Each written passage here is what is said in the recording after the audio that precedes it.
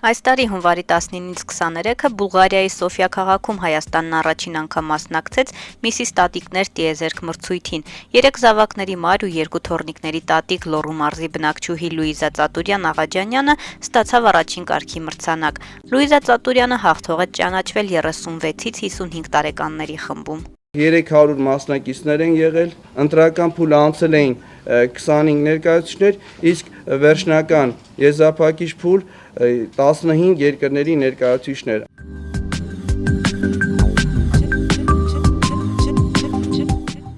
Լուիզա Ծատուրյանը «Միս և Միստր» կազմակերպության Լոռու և Տավուշի մարզի ղեկավարն է։ Մասնագիտությամբ մանկավարժ պարուսույցն արդեն երկար տարիներ կազմակերպում է գեղեցկության մրցույթներ Հայաստանում, Վրաստանում ու Հունաստանում։ Լուիզային «Միսիս տատիկներ» տիեզերք մրցույթին մասնակցելու առաջարկը եղել է Աշոտ Խաչատրյանինը, իսկ ամենահամոզիչ փաստարկը, որ մրցույթին լողազգեստով չի ներկայանալու։ Հիմնական մասնակիցների շատ քչերն էին հանդես գալիս ազգային տարազով։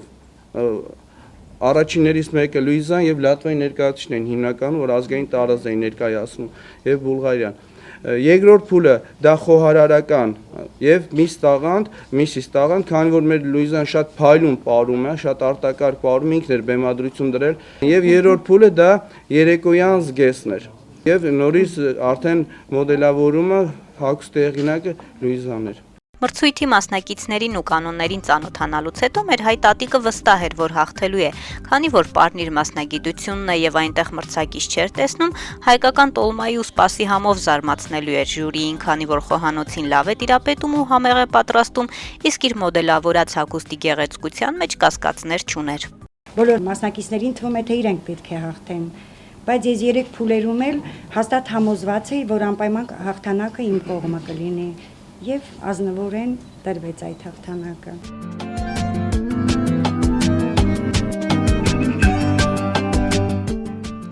Իհարկե խորհրդակցեցի ես աղջիկներիս հետ, տղաս մի քիչ դեմ էր։